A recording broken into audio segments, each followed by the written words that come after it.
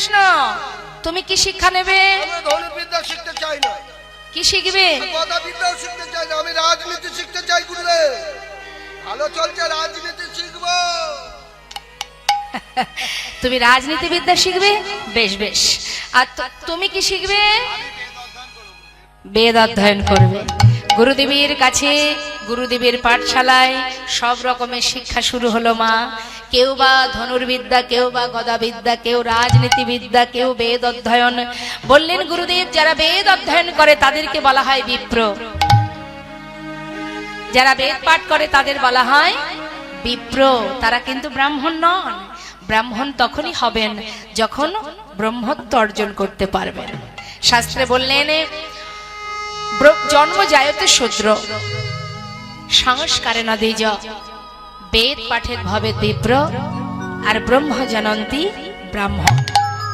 সে আপনার সন্তানও হতে পারে, আপনার সন্তানও হতে পারে। যে কোনো ব্যক্তি শুধু যে ব্রাহ্মণের সন্তানই ব্রাহ্মণ হবে এরকম কোনো বিষয় নেই মা। যদি ব্রহ্মত্ব জ্ঞান অর্জন করতে পারে সে কিন্তু ব্রাহ্মণ। নেতাই গৌর হরিবল হরিবল। এখন বেদের ভাগ আপনারা জানেন, 4টি ভাগ। এই 4 ভাগের আবার 2টি করে খণ্ড আছে, ঋক, সাম, যজু, অথর্ব। আবার 2টি করে খণ্ড, জ্ঞানকাণ্ড আর যদি কোনো জীব দেখবেন এই যে 4টে বেদ, এই 4টে বেদের 2টি ভাগ, জ্ঞানকাণ্ড, কর্মকাণ্ড। কেউ বা যারা যজ্ঞ করে সেখানে যে শ্লোক স্তব, যে বিপ্ররা যে সকল স্তব করে সেটাকে বলা হয় কর্মকাণ্ড। আর জ্ঞানকাণ্ড, জ্ঞানকাণ্ডটি হচ্ছে শুধুমাত্র পরমেশ্বর ভগবানের চরণ সান্নিধ্য লাভ করার জন্য যে অধ্যয়ন করতে হয় সেটাকে বলা হয় জ্ঞানকাণ্ড। এখন গুরুদেব শিক্ষা দিচ্ছেন প্রত্যেককে, কিন্তু শিক্ষা নিলেই তো শুধু হবে না। এবার গুরুমা এসেছেন, গুরুমা সুদামাকে ডাকলেন। সুদামা কি অধ্যয়ন করে মা? বেদ অধ্যয়ন। গুরুদেব বলেছেন, শোনো সুদামা, তুমি যেহেতু বেদ অধ্যয়ন করো, তোমার বাক্য কিন্তু ব্রহ্ম। এই বাক্যে মিথ্যা কথা বলবে না, কখনো অন্যায় কাজ করবে না, পাপমূলক কাজ করবে না। কেমন? কারণ তোমার বাক্য ব্রহ্ম। কেমন? বেশ। সে কোনোদিনই গুরু বাক্য উপেক্ষা করে না বাবা। গুরুদেব যেভাবে চলতে বলেন সুদামা সেইভাবে চলে। আর সব থেকে বড় আনন্দের বিষয়, তার কাছে যে কানাই আছে, কানাইকে সে তো বড় ভালোবাসে। তো মনের আনন্দে গুরুগৃহে দিন কাটছে। হঠাৎ গুরুমা বলছে, শোনো সুদামা, শুধু শিক্ষা নিলে হবে না বাবা, যাও জঙ্গল থেকে কিছু কাঠ কুড়িয়ে নিয়ে এসো। রন্ধনশালায় কাঠ ফুরিয়ে গেছে। এই যে আপনাদের এখানে আসার সময় জঙ্গলের ভিতর দিয়ে এলাম, বাপরে বিশাল জঙ্গল। তা বলছে, যাও ওই জঙ্গল থেকে কাঠ কুড়িয়ে নিয়ে এসো। এখন সুদামা যাবে বলে প্রস্তুত। এমন সময় মা, গুরুমা বললেন, শোনো, তুমি একা যাবে না, সাথে করে কানাইকে নিয়ে যাও। যেই বলেছে কানাইকে নিয়ে যাও, আর আনন্দ ধরছে না। মনের আনন্দে এদিকে গুরুমা আঁচলে কিছুটা ভিজে ছোলা বেঁধে দিয়েছে। বলছে, শোনো, খিদে পেলে তুমি যেন একা খেও না, 2 বন্ধু ভাগ করে, সমান ভাগে ভাগ করে খাবে। হ্যাঁ, মনের আনন্দে ছোলাটা আঁচলে বেঁধে দিয়েছে। 2 বন্ধু মনের আনন্দে যাচ্ছে। জঙ্গলে গিয়ে কাঠ কুড়াবে, হঠাৎ ঝড় বৃষ্টি শুরু হলো। দেখতে দেখতে ঘর, বনের ভিতরে, জঙ্গলের ভিতরে অন্ধকার হয়ে যাচ্ছে। একটু একটু করে যখন ঘনিয়ে এলো অন্ধকার, 2 বন্ধু কেউ কাউকে খুঁজে পাচ্ছে না। চিৎকার করে ডাকছে, সুদামা, সুদামা, সুদামা। সুদামা পাগলের ন্যায় কানাইকে খুঁজছে। কানাই, কানাই তুই কোথায়? কানাই, কানাই তুই কোথায়? তোর কোনো বিপদ হলো না তো? চিৎকার করে ডাকতে ডাকতে কানাইয়ের কাছে যেই না কানাইকে দেখতে পেয়েছে, ছুটে এসে কানাইকে বুকের মধ্যে জড়িয়ে ধরেছে। আর এদিকে একটা বিশাল গাছের ডাল ভেঙে পড়েছে সুদামার পিঠে। কানাইকে বুকের মধ্যে চেপে ধরেছে। কানাই, কানাই, তোর কিছু হয়নি তো বন্ধু? কানাই বলছে, সুদামা, গাছের ডাল পড়লো তোর কাঁধে, আর তুই জিজ্ঞাসা করছিস আমার কিছু হয়েছে কিনা? কিরে, এত ভালোবাসিস আমায়? কানাই, তুই জানিস না আমি যে প্রাণের থেকে বেশি ভালোবাসি। কানাই, তুই চিন্তা করিস না, আমি থাকতে তোর অঙ্গে এতটুকু হাঁচড় লাগতে দেব না, আয় আমার কাছে আয়। জোর করে ধরে নিয়ে দুইজনে জঙ্গলের মধ্যে কাঠ কুড়াতে কুড়াতে, প্রচন্ড বৃষ্টি, ঝড় বৃষ্টির মধ্যে দিয়ে তারা ফিরতেও পারছে না, একটি গাছের ডালে উঠে বসে আছে। একটা গাছে বসেছে, গাছের ডালে বসে আছে, একজন নিচের ডালে একজন উপরের ডালে। দুই বন্ধু বসে অপেক্ষা করছে, বৃষ্টি বন্ধ হলেই ফিরে যাব। এদিকে গুরুমার দেওয়া ছোলাটা আঁচলে আছে, হঠাৎ সুদামার চোখ পড়েছে, তাই তো ছোলা আছে, মা বলেছিল দুইজনে ভাগ করে খেতে, আমি একটু খাই আর কানার জন্য একটু রেখে দেব, নিচে নামবো, নেমে ওকে খেতে দেব।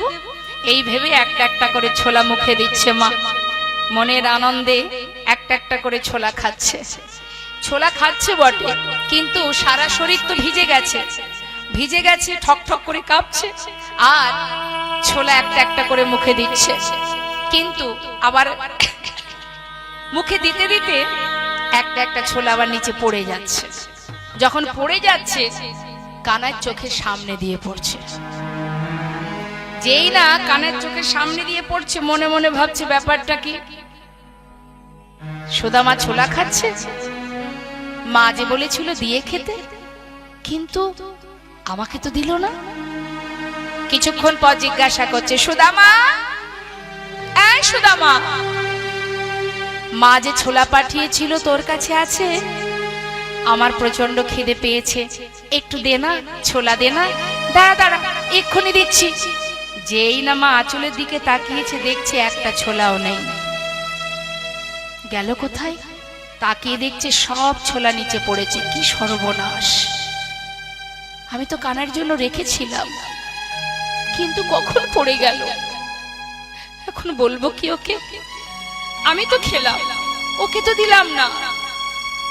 এখন আমি ওকে বলবো কি করে, বন্ধু আমি খেয়েছি, তোর জন্য আর নেই? চিন্তা করছে কথাটা না বলে একটু অন্যভাবে বলি, না হলে বন্ধু কষ্ট পাবে। তাই ছলনা করে কি বলছে, জানিস কানাই, মা যে ছোলা পাঠিয়েছিল একটা ছোলাও নেই। কেন নেই? আমার মনে হয় জঙ্গলে কাঠ কোড়াতে গিয়ে নিশ্চয়ই কোনো গাছের ডালে বেঁধে গিয়ে আমার এই বাঁধন খুলে সব ছোলা নিচে পড়ে গেছে। গোবিন্দ মনে মনে মৃদু মৃদু হাসছে আর বলছে, সুদামা রে, তুই আমায় মিথ্যা বললি বন্ধু, এত যে আমায় ভালোবাসিস তুই, আর আজকে তুই মিথ্যা বললি, আমায় সত্যি কথাটা বলতে পারলি না। বেশ, এই দিন তো দিন নয় রে সুদামা, এই যে তুই আজ আমায় মিথ্যা বললি, এর কি সাজা তুই জানিস না। সত্য কথা মা, আমরা মানুষের চোখের ফাঁকি দিই, আমরা আমাদের এই মুখে কত মিথ্যা কথা বলি,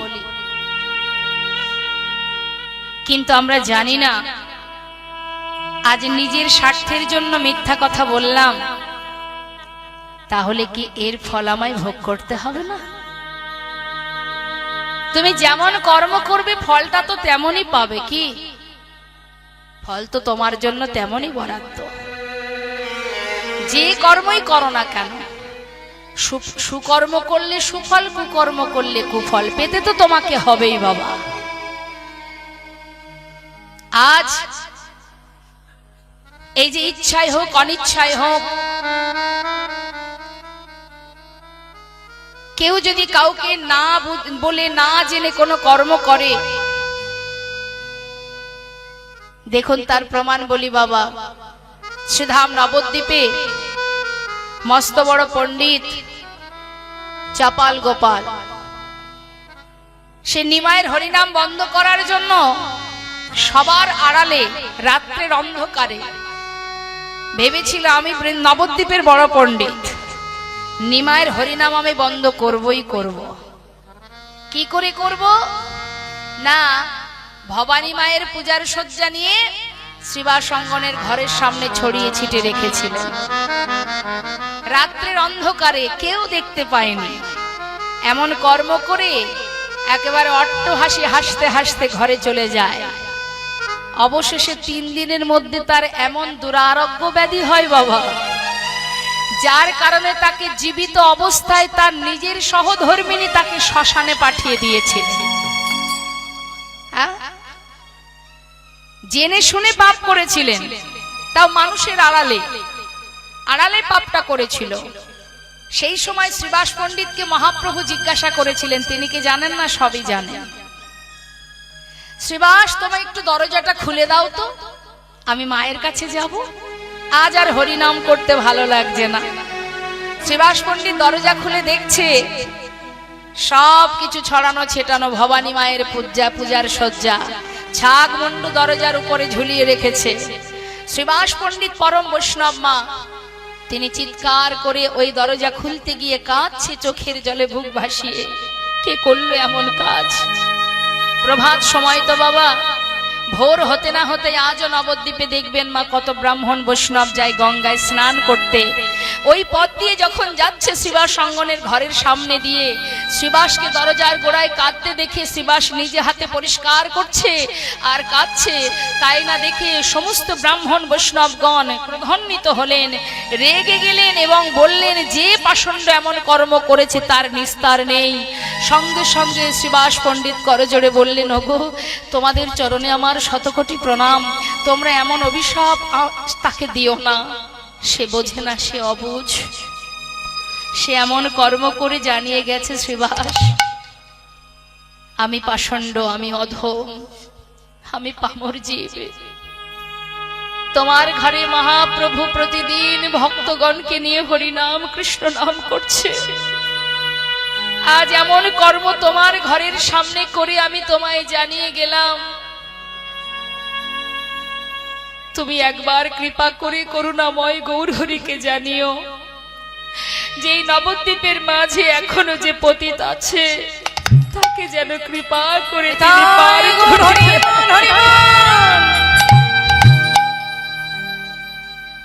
শ্রীবাস পণ্ডিত যেই না ভিতরে এসেছে, গৌরহরি জিজ্ঞাসা করছে, শ্রীবাস, দরজা খুলতে এত দেরি কেন তোমার?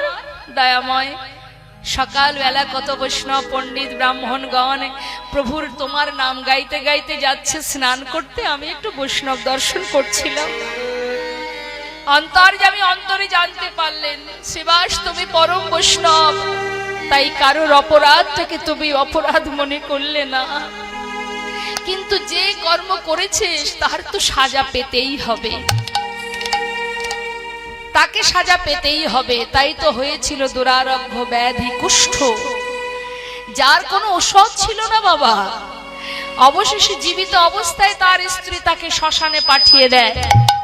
আবার সেই বৈষ্ণবের হাতের জল পান করে তার তৃষ্ণা নিবারণ হয়।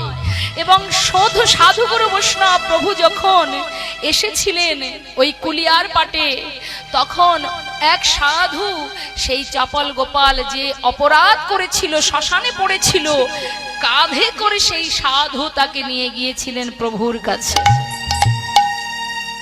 কিন্তু প্রভু বলেছিলেন, শ্রীবাস, এ তো আমার কাছে কোনো অপরাধ করেনি, তোমার চরণে অপরাধ করেছে, ক্ষমা যদি করতে হয় তুমি করো। তাই মা জানবেন একটা কথা, যেমন ভাবেই তুমি অন্যায় করো না কেন, অপরাধ করো না কেন, সাজা তোমায় পেতেই হবে। মানুষের সাজা কম হয়ে যায়, ভগবান সাজা দিলে সারা জীবন মনে থাকে মা। আজ দেখুন, যেই কিনা এই মিথ্যা কথাটা বলেছে, গোবিন্দ অন্তরে মনে মনে রেখে দিয়েছেন। কিছুক্ষণ পর বৃষ্টি বন্ধ হবার পর ঘরে চলে গেল, আশ্রমে ফিরে গেল। পরের দিন গোবিন্দ ডাকছে, সুদামা এদিকে আয়, তুই আমাকে ভালোবাসিস? অনেক ভালোবাসি। আচ্ছা, আমি কিছু চাইলে আমায় দিবি? বল কি চাস? যা চাইবি তাই দেব। আচ্ছা তাহলে শোন,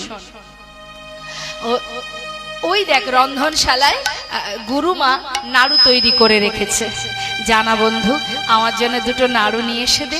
আরে তুই তো জানিস আমি একটু পছন্দ করি নাড়ু খেতে, যা শিগগিরই যা।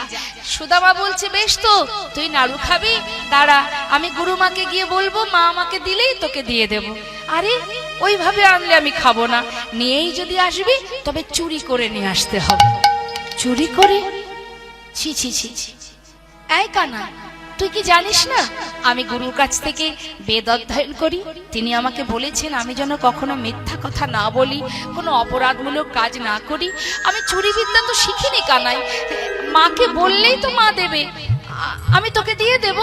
এর জন্য চুরি করা এটা তো অন্যায় বল? তুই না আমায় ভালোবাসিস, তুই না আমার বন্ধু, প্রাণের থেকে বেশি ভালোবাসিস। যে বন্ধু আমার জন্য প্রাণ দিতে পারে সে তার ইচ্ছা অনুসারে তা আমার মনে ইচ্ছা তুই চুরি করে নিয়ে আসবি, এই ইচ্ছাটুকু পূরণ করবি না? হ্যাঁ, কেমন বন্ধুত্ব তোর আমার? সুদামা বলছে কানাই তোর মনে ইচ্ছা যে আমি চুরি করে নিয়ে আসব, তুই তো জানিস আমি অনেক ভালোবাসি তোকে। বেশ, আমি গুরু বাক্যকে উপেক্ষা করি শুধু তোর ভালোর জন্য, তোর আনন্দের জন্য আজ আমি চুরি করতে যাচ্ছি। তবে কানাই রে, তোর কাছে আমার একটা বাসনা, আজ কিন্তু তোর জন্যই অপরাধ করতে যাচ্ছি। দেখিস যদি কেউ আসে আমাকে একটু বলিস, ইশারা করিস, আমি সাবধান হয়ে যাব। আচ্ছা ঠিক আছে, তুই যা। যেই না সুদামা ভিতরে গিয়েছে মা, হঠাৎ গোবিন্দ আমার দরজার কাছে বসে আছে, নাড়ুর পাত্রে দুটো নাড়ু তুলেছে, হঠাৎ চিৎকার করে উঠেছে, গুরুমা, গুরুমা, ও গুরুমা, শিগগিরই এসো। দেখো দেখো, তুমি মনে করো আমি তোমার ঘরে নাড়ু চুরি করে খাই? আজ হাতে নাতে প্রমাণ কে তোমার ঘরে নাড়ু চুরি করে খায়। সুদামা ভয়ে থরথর করে কাঁপতে কাঁপতে বাইরে এসেছে, এসে বলছে কানাই রে, তুই কি করলি কানাই, তুই কি করলি? আমি তো তোর জন্য চুরি করতে গিয়েছিলাম, তুই অকারণে মায়ের কাছে আমাকে চোর বানিয়ে দিলি কেন কানাই? তুই তো জানিস আমি তোকে বড় ভালোবাসি, যার জন্য আমি গুরু বাক্যকে উপেক্ষা করেছি। এই ছিল তোর মনে, এইভাবে আমায় সাজা দিবি কানাই? কিরে একটু বল না, কোন পাপের সাজা নিলি তুই? কেন করলি এমন কাজ কানাই? আমি যে তোকে বড় ভালোবাসি বন্ধু, আমার মা বলে তুই নাকি ভগবান। জানি না কানাই, সত্যি আমি জানি না তুই ভগবান কিনা। যদি তুই সত্যি ভগবান হয়েও থাকিস, আজ আমি তোর সামনে দাঁড়িয়ে বললাম বন্ধু, এ জীবনে আমার যত কষ্ট, যত দুঃখ, যত বেদনাই হোক না কেন, আজ যে তুই আমায় মনে আঘাত দিয়েছিস, আমি কোনোদিন কখনো তোর কাছে দুহাত পেতে কিছু চাইবো না কানাই, এই আমি প্রতিজ্ঞা করলাম। গোবিন্দ বলছে সুদামা, তাহলে আমিও বলি শোন, তুই যদি আমার কাছে কিছু না চাস আমিও কিন্তু তোকে কিচ্ছু দেব না। দুই বন্ধুই প্রতিজ্ঞা করলো। বাবা, ভক্ত ভগবানের কি অপূর্ব লীলা। ভক্ত প্রতিজ্ঞাবদ্ধ, জীবনে কিচ্ছু চাইবো না তোর কাছে, আর শুধু ভালোবাসবো তোকে। আর কানাই বলল, আমিও মনে মনে ভাবছি ভগবান, আমিও দেখতে চাই তুই কত সময় না চেয়ে থাকতে পারিস। দিন যায়, কিছুদিন পর গুরুদেব বললেন, তোমাদের শিক্ষা সম্পূর্ণ, তোমরা এবার আপন গন্তব্যস্থলে ফিরে যেতে পারো। সবাই যে যার ঘরে চলে গেল। সুদামা গেল আপন গৃহে, ভগবান কৃষ্ণ গেলেন দ্বারকায়। সেখানে গিয়ে তিনি রাজা হয়ে বসে রইলেন, রাজ্য চালাতে লাগলেন। সুদামা বড় হলো, উপযুক্ত বিবাহের বয়স হলো, মস্ত বড় বিপ্র হলো, পণ্ডিত হলো। এলাকাবাসী সবাই গর্ববোধ করে। তার পিতা মাতা দুজনে অহংকারের সহিত বলে, আমার পুত্র মস্ত বড় পণ্ডিত, মস্ত বড় বিপ্র। গ্রামের গর্ব, গ্রামবাসী সবাই বলে, ঠিকই বলেছ, আমাদের সুদামা শুধু তোমার সন্তান নয়, আমাদের সকলেরই অহংকার, আমাদের গ্রামের অহংকার। সবাই গর্বের সহিত তাদের নিজের ছোট ছোট সন্তানকে সুদামার কাছে দেয়, সুদামার শিক্ষা থেকে কিছুটা তাদেরকে দেবার জন্য। একটা ছোট্ট পাঠশালা তৈরি করে সুদামা সেখানে ছোট ছোট বাচ্চাদের, গ্রামের বাচ্চাদের শিক্ষা দেয়। সেখান থেকে যা দক্ষিণা করি পায়, তাতেই তার দিনটা কেটে যায় সুখে স্বাচ্ছন্দ্যে। বিবাহ হলো বাবা, বিবাহের পর সন্তানও হলো। কত সুখ, কত সুন্দরভাবে দিন কাটছে। কিন্তু ভগবান তিনি দ্বারকায় বসে বসে সুদামার কথা মনে মনে ভাবে আর বলে, বন্ধু তুই যে এত বড় প্রতিজ্ঞা করলি, আজ আমি একটু পরীক্ষা করে দেখব যে তোর প্রতিজ্ঞা কতটা সঠিক। একটু একটু করে তোর জীবনের সব কিছু কেড়ে নেব আমিও দেখব সর্বহারা হওয়ার পর তুই আমার কাছে কিছু চাস কিনা। নেতায় গৌর হরি বল। ভগবান ভক্তকে পদে পদে পরীক্ষা করে বাবা, কেউ বুঝতে পারে কেউ পারে না। যারা সত্যি বুঝতে পারে যে এটা ভগবান পরীক্ষা করছে, সে কিন্তু কোনোদিন গোবিন্দ চরণ ছাড়া দূরে সরে যায় না। আর আমাদের কিছু কিছু আমরা মানুষ আছি যাদের একটু আঘাত পেলে, কষ্ট পেলে, সংসারে কোনো কষ্ট পেলে আমরা আর ভগবানের সেবাও দিই না, ভগবানের দিকে তাকাইও না, তার চরণে প্রণামও করি। কেন কষ্ট দিয়েছে? যে আমার এত কষ্ট দিয়েছে আমি আর তার নাম করব না, আমি তাকে ডাকবো না। কতটা বোকা আমরা! হ্যাঁ, নাম করবে না তো যাবে কোথায়? করবে না তো করবেটা কি? নাম করবে না তো করবেটা কি? আজ না হোক কাল তোমাকে তো তার চরণেই পৌঁছাতে হবে, যেতেই হবে। যে পথেই যাও না কেন, যাকেই স্মরণ করো না কেন, কেন্দ্রীয় বিন্দু তো একটাই বাবা, লক্ষ্য তো সেই একটাই, সেখানে তো তোমাকে যেতেই হবে। তুমি যে পথেই যাও না কেন, সেই গন্তব্যস্থল একটাই, সেটাই তো আমার ঘর, সেটাই আমার ঠিকানা, তাই না? কি গো মা, তাই তো শাস্ত্রে বলছে, मन की तरंग को मार लो, बस हो गया भजन। मन की तरंग को मार लो, आदत बुरी सुधार लो, बस हो गया भजन। मन की तरंग को मार लो। आए हो तुम कहाँ से और जाओगे कहाँ, इतना दिल विचार लो, बस हो गया भजन। एक बार भावो कि तुम्हारा আসল পরিচয়। আমরা যখন পৃথিবীতে ভূমিষ্ঠ হয়েছিলাম, মায়ের কোলে সন্তান রূপে যখন জন্ম পেলাম, তখন কি আমার কোনো পরিচয় ছিল বাবা? একটা সদ্যজাত শিশুকে আপনার সামনে যদি নিয়ে আসি, আপনি বলতে পারবেন এই জাতিতে কি, এর পরিচয় কি, এর ঠিকানা কি? ওমা বলা যায়? আসার সময় আমরা কিছুই আনিনি, শুধু এসেছিলাম ভগবানের দাস হয়ে। সেটা ছিল আমাদের আসল পরিচয়। এখানে এসে পার্থিব জগতে পরিবারের সঙ্গে বসবাস করতে গিয়ে আমাদের নতুন একটা পরিচয় পাওয়া হলো, যে পরিচয়ে সমাজের সবাই চেনে, তাই না? কত রকমের সমাজে কত রকমের প্রমাণপত্র দিতে হয়, আধার কার্ড, আই কার্ড, আমার পরিচয় জানাবার জন্য। হ্যাঁ, মুখে বললে হবে না, কাগজ দেখাতে হবে, প্রমাণ দিতে হবে, এটা পরিচয়। কিন্তু বাবা, এটা তো শুধুমাত্রই পৃথিবীতে। আমরা যখন আবার ফিরে যাব, সেখানে কি চলবে আমাদের এই ডকুমেন্টস? চলবে না তো মা। তার মানে দুদিনের জন্য চাকরি সূত্রে আসা, তা চাকরি সূত্রে আসতে গেলে সমাজের কাছে তো প্রমাণপত্র দিতেই হবে যে এটা আমার পরিচয়, ইত্যাদি ইত্যাদি। কিন্তু যেদিন চাকরি শেষ হয়ে যাবে, সেদিন কিন্তু আর কিচ্ছু লাগবে না মা, কিচ্ছু লাগবে না, কোনো প্রমাণ দিতে হবে না, খালি হাতেই চলে গেলে হবে না। তাই গৌর হরি বল, হরি বল। শুধু রইবে কি তোমার কর্ম, তুমি কেমন ভাবে চলেছো, কেমন ভাবে সকলের ভালোবাসা পেয়েছো, কেমন ব্যবহার করেছো, তোমার আচার আচরণটাই রয়ে যাবে, তোমার ব্যবহার রয়ে যাবে। কিন্তু আমি থাকবো না, তুমি থাকবে না, আমি চলে যাব।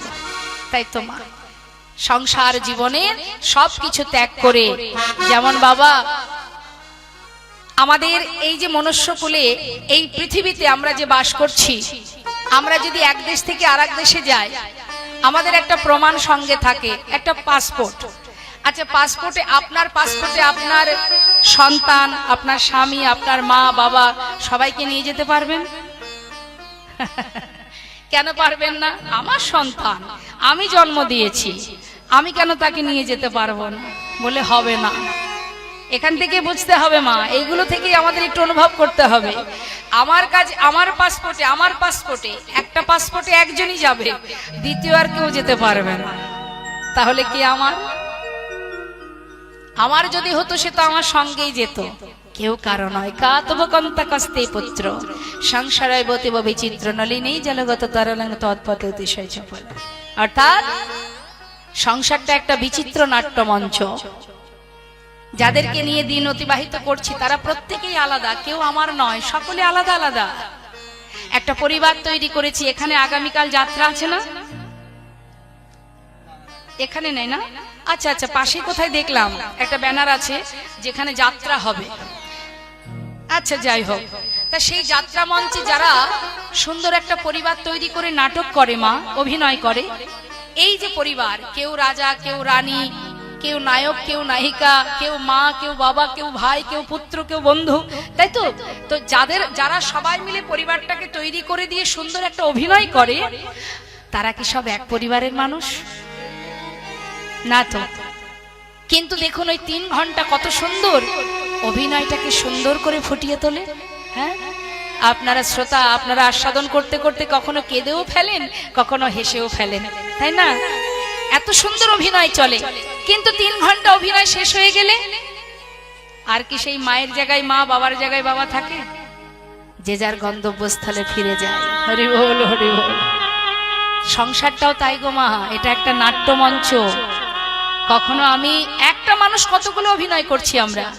আমি সবার আগে ছিলাম একজনের কন্যার অভিনয় করেছি, আবার হলাম কারোর স্ত্রী, সে অভিনয়ও করছি, আবার হলাম কারোর মা, মায়ের অভিনয় করছি, কখনো আবার ঠাকুমা, চলবে অভিনয়, তাই তো? তাহলে একটা মানুষ কতগুলো রোল করছি বাবা।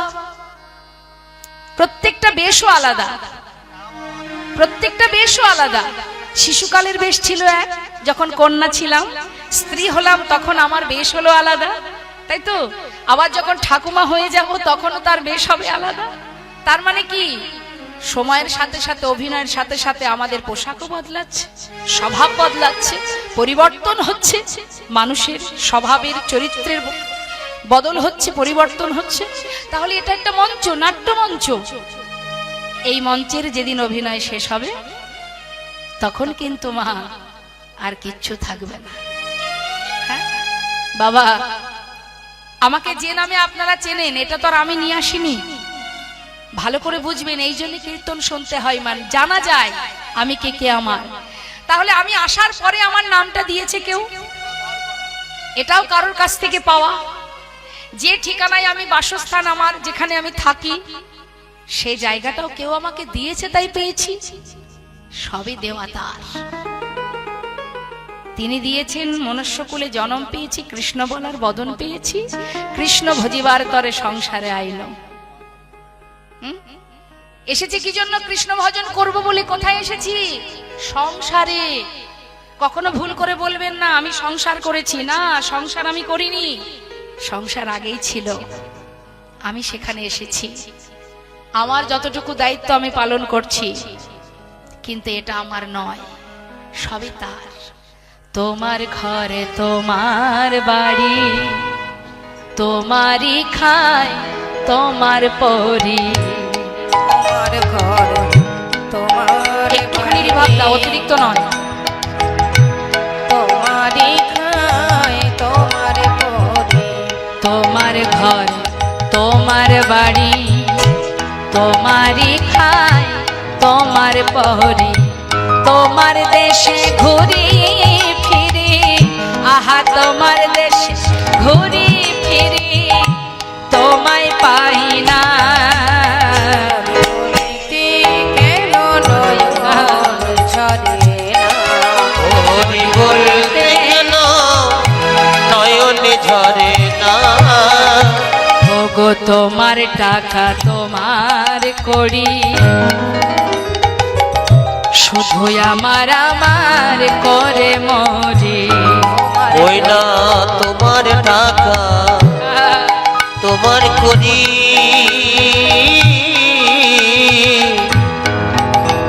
শুধু আমার আমার করে মরি। তোমার তো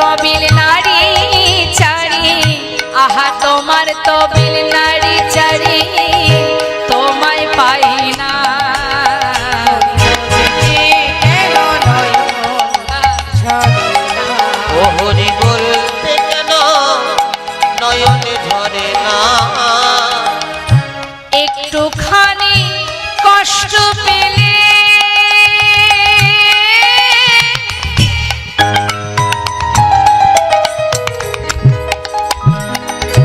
একটুখানি কষ্ট পেলে অমনি এসে ধরো বলে মায়ের মতো মায়া ঢেলে, মায়ের মতো মায়া ঢেলে করো সান্ত্বনা। কেন নয়ন ঝরে না। ও হরি বলতে কেন নয়নে ঝরে না। তুমি যে মোর কত আপন,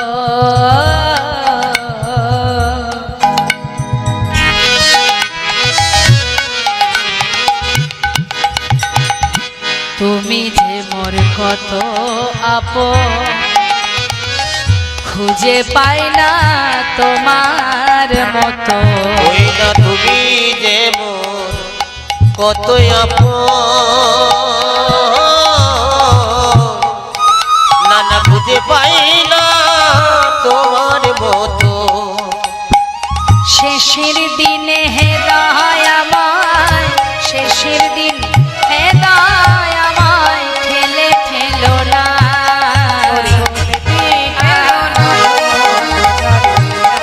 ও হরি বলতে কেন নয়নে ঝরে না।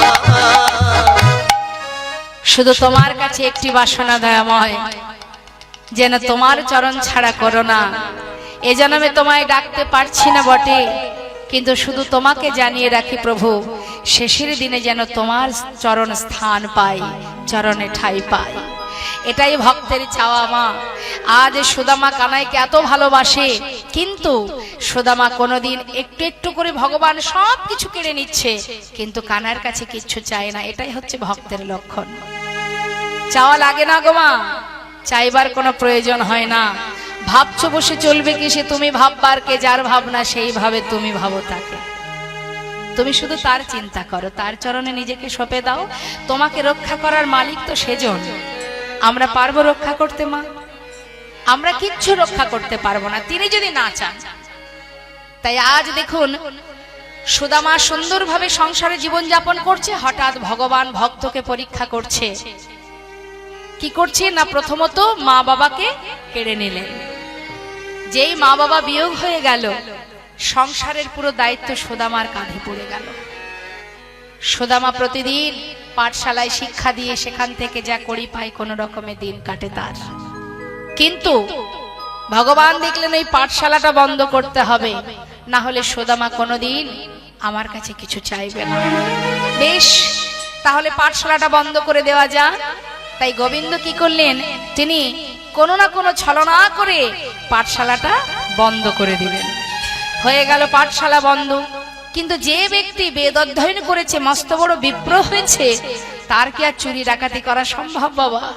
সে কি করলো, সন্তান স্ত্রী সবাইকে অন্ন জোটাবে কি করে না, কাঁধে উঠে গেল ভিক্ষার ঝোলা, দাঁড়ে দাঁড়ে ভিক্ষা করে। কিন্তু প্রতিনিয়ত যদি কেউ ভিক্ষা করতে যায়, প্রতিদিন যদি ভিক্ষায় আসে, আপনি কি দেবেন ভিক্ষা মা? সুদামা সর্বত্র ভিক্ষা করে, আর তার মুখে একটাই কথা, কৃষ্ণ কৃষ্ণ কৃষ্ণ। যেন একটা শক্তি পায়, এই নাম করে যেন একটা শক্তি সে পায়। পথে চলে কিন্তু মুখে সেই কৃষ্ণ নাম।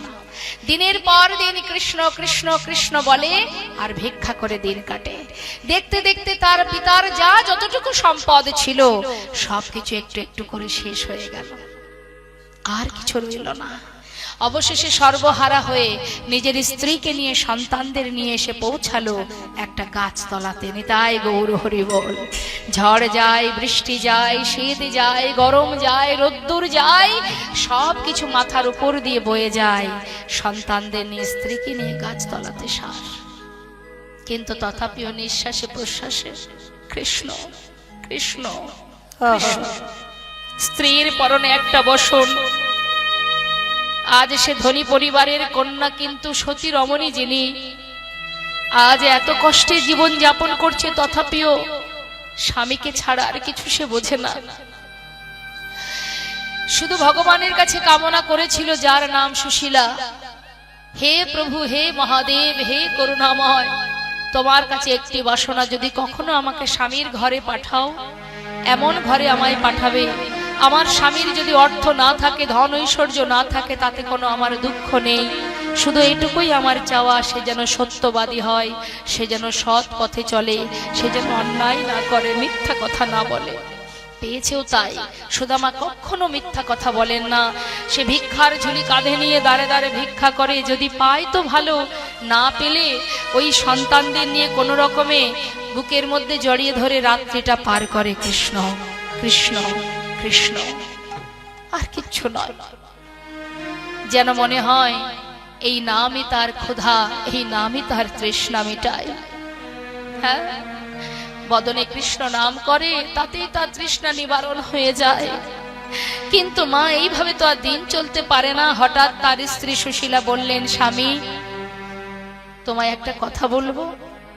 আমি দেখতে পাই বিবাহের পর থেকে তুমি যাকে এত ভালোবাসো, যার নাম মুখে অহরহ জপ করো, যাকে তুমি এত ভালোবাসো, কই আমি তো কোনোদিন তাকে দেখতে পেলাম না। শুনেছি সে নাকি তোমার বন্ধু, আবার এও শুনেছি সে নাকি দ্বারকার রাজা। স্বামী, তোমার এত দুঃখ, এত কষ্ট, তুমি কি পারো না তার কাছে গিয়ে তোমার সন্তানদের জন্য, তোমার জন্য কিছু চেয়ে নিয়ে আসতে? সুশীলা, যা বলেছ বলেছ, আর বলো না। দেখো, সে আমার বন্ধু, আর বন্ধুর কাছে বিপদে পড়েছি বলে হাত পাতবো, এটা কি করে সম্ভব? আমি যে তার বন্ধু, আমি যে পারবো না তার কাছে হাত পাততে। এতগুলো বছর যাকে আমি চোখে দেখিনি, আজ আমার এই অভাব, এই দারিদ্রতার কারণে আমি তার কাছে হাত পেতে কিছু চাইবো, এটা কি করে সম্ভব? আর আমি প্রতিজ্ঞা করেছি ওর কাছে কোনোদিন কিছু চাইবো না। সুশীলা, আমাকে চাইতে বলো না। আচ্ছা স্বামী, আর কখনো বলবো না। তাহলে একটা কথা বলি, যাকে তুমি এত ভালোবাসো, এতগুলো বছর চলে গেছে, তুমি তো তাকে দেখোনি। না স্বামী, দেখতে মন চাই তোমার, চাই। তাহলে যাও, একবার দেখে এসো, একটু হলেও তো শান্তি পাবে। যাও। সুশীলা, তুমি বলছো, কিন্তু বিশ্বাস করো, এতগুলো বছর আমি তার কাছে যাইনি। আমি খালি হাতে যেতে পারি বলো? কিছু যদি না নিয়ে যায়, মাঝে সাঝে বন্ধুর বাড়ি খালি হাতে যাওয়া যায়, যদি মাঝে সাঝে কেউ যায়। আমি তো বহু বছর পরে যাব, আমার বন্ধুর জন্য কিছু যদি নিয়ে যেতে না পারি, নিজেদেরই খাওয়া জোটে না, কি নিয়ে যাব তার জন্য? স্বামী, আচ্ছা এই জন্য যেতে পারছো না? আচ্ছা আমি দেখি কিছু করা যায় কিনা। স্বামী, তুমি ঘরে থাকো, হ্যাঁ, আমি আসছি। ধনী পরিবারের কন্যা সুশীলা স্বামী বন্ধু দর্শনে যাবে বলে আজ সমস্ত নগরবাসী দাঁড়ে দাঁড়ে গিয়ে আঁচল পেতে ভিক্ষা চাইছে। আমায় ভিক্ষা দাও গো নগরবাসী, ভিক্ষা দাও আমায়, তোমরা ভিক্ষা দাও গো। এখন কেউ আসবেন না, সবাই বসুন। নগরবাসী, ভিক্ষা দাও আমায়, আমায় ভিক্ষা দাও গো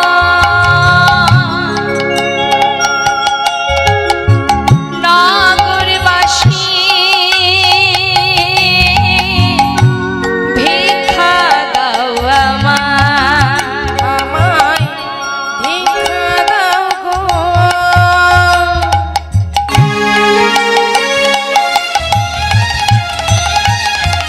নগরবাসী,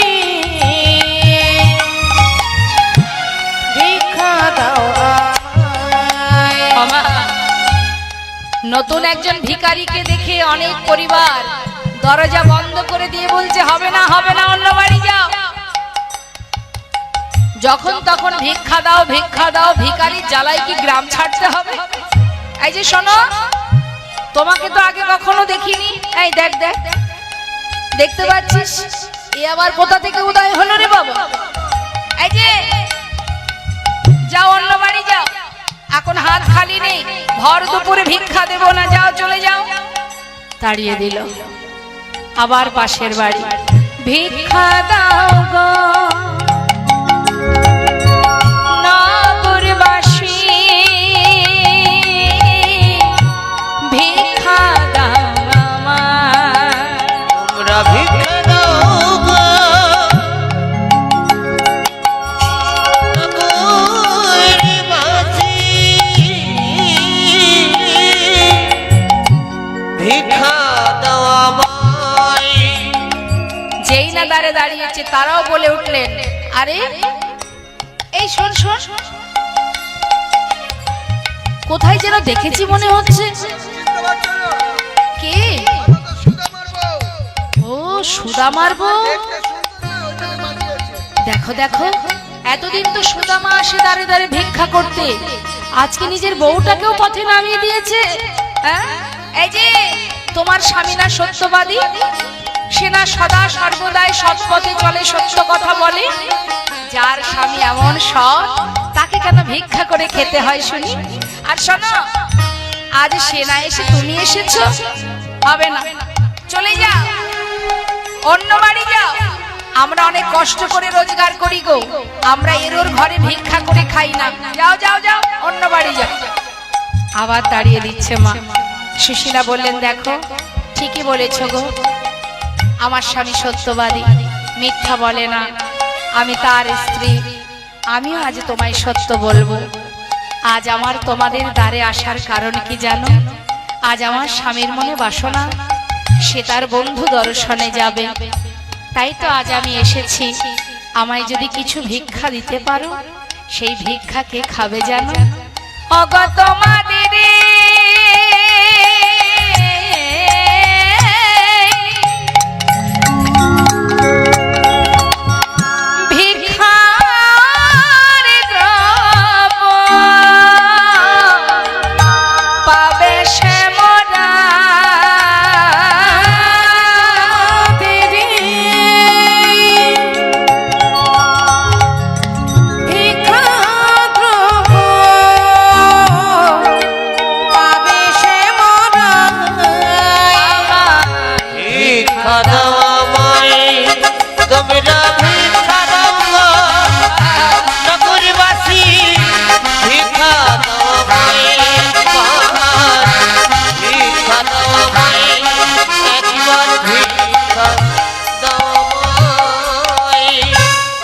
যেই না বলেছে তোমাদের ভিক্ষা দ্রব্য পাবে শ্যামরায়, সঙ্গে সঙ্গে কিছু কিছু কৃষ্ণ ভক্ত পরিবার থেকে শুকনো চিড়ে সুদামার স্ত্রীর আঁচলে দিলেন। সেই চিড়েগুলো নিয়ে ঘরে ফিরে এলো মা। ফিরে এসে সেই ভিক্ষাটুকু গোবিন্দের জন্য পাঠাবে, কিন্তু পাঠাবে কি করে? পাত্র তো নেই। কোন রকমে নিজের পরনে যে বসন আছে, সেই বসন থেকে কিছুটা অংশ ছিঁড়ে তার মধ্যে পুটুলি বেঁধে দিলেন। এই কেমন ভক্তি, কেমন প্রেম! ভগবান সোনার সিংহাসনে বসে আছে দ্বারকায়, সেই দ্বারকায় সিংহাসনে বসে বসে সুদামার পরিবারের কথা ভেবে আজ তিনি কি আর স্থির আছে বাবা? চোখের জলে বুক ভাসিয়ে কাঁদছে সুদামা। আজ যে তোকে আমি এত পরীক্ষা করছি, শুধু যে তোর এই প্রতিজ্ঞা ভঙ্গ করার জন্য। বন্ধু, তুই যে কত ভালোবাসিস সে তো আমি জানি। অধীর আগ্রহ নিয়ে বসে আছি, একটিবার তুই আমার কাছে ছুটে আয়। এদিকে সুশীলা বলছে, স্বামী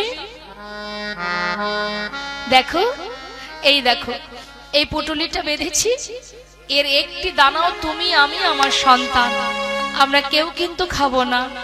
যার জন্য ভিক্ষা করেছি, যাও তার কাছে নিয়ে যাও, তাকে দিও, কেমন? তোমার বন্ধু।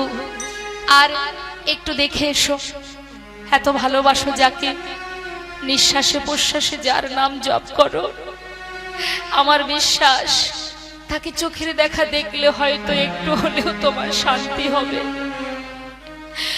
আনন্দ ধরছে না মা সুদামার। নিজের পরিবারকে ত্যাগ করে স্ত্রী সন্তান তাদের রেখেছে কোথায়? নিরাপদ জায়গা তো নয় বাবা, গাছতলাতে। সেই গাছতলাতে সন্তানদের রেখেছে, স্ত্রীকে রেখে তাদেরকে বিদায় দিয়ে চললেন দ্বারকায়। ভাবুন বাবা, এ কেমন ভক্ত! যদি তুমি তোমার সর্বস্ব গোবিন্দ চরণে সঁপে দাও, তাহলে তোমাকে আর ভাবতে হবে না। তোমার ভাবার মালিক সে যেন তোমার মাথার উপরে বসে আছে, সে ঠিক ভাববে। আজ সুদামা নিজের স্ত্রী, নিজের পরিবারের কথা বাদ দিয়ে তুচ্ছ করে চললেন প্রিয় বন্ধু, প্রিয় সখা কানহার কাছে। রইল তারা পড়ে গাছতলাতে। এই তো ভক্তি বাবা, এই তো ভক্তি মা। কেমন ভালোবাসা দেখুন। আজ সেই চিড়ের পুটুলিটা বুকের মধ্যে করে নিয়ে যাচ্ছে, সুশীলার কাছ থেকে বিদায় নিয়ে পথে যাচ্ছে দিনের পর দিন, আর কানাইকে ডাকতে ডাকতে যাচ্ছে, একবার দেখা দে রে ভাই কানাইয়া, দেখা দে একবার দেখা দে রে ভাই কানাইয়া, হরি বল হরি বল। দেখা দে আমায়, একবার দেখা দে রে ভাই কানাইয়া, দেখা দে আমায়। একবার দেখা দে রে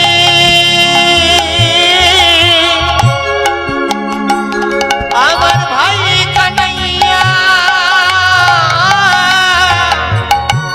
দেখা দে আমায়। দেখা দে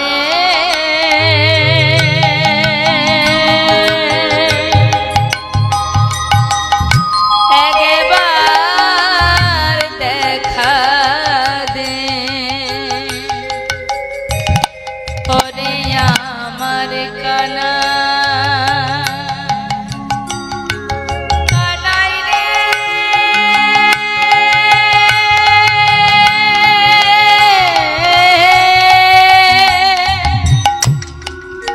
ওরে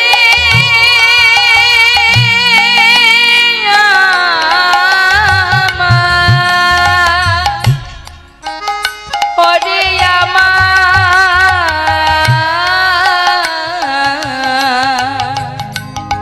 ওরে ওরে আমার প্রাণের বন্ধু কানাই রে। আমি কতদিন তোরে দেখি নাই,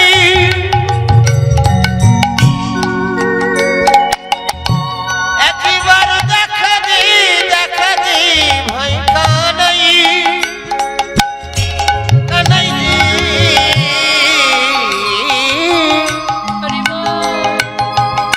ওরে ভাই কানাই, ওরে এ জীবনে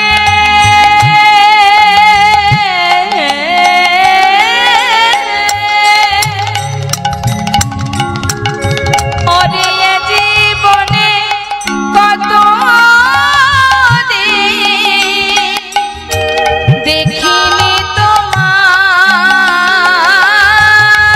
জীবনে কত দেখিনি তোমায়, দেখা দে আমায়, একবার দেখা দে রে ভাই কানাইয়া, দেখা দে আমায় একবার, দেখা দে আমায়, দেখা দে আমায়। পথে যাই, যাকে দেখতে পাই ডেকে বলে, বলো না দ্বারকা যাব কোন পথে? ওগো বলো না কোন পথে দ্বারকায় যাব? সবাই পথ দেখায়, কখনো কখনো বসে বসে একটু বিশ্রাম করে আবার এগিয়ে যায়, আবার বিশ্রাম করে আবার এগিয়ে যায়। যাবার পথে মনে মনে দোটানা হয়, মা কানাই চিনতে পারবে তো?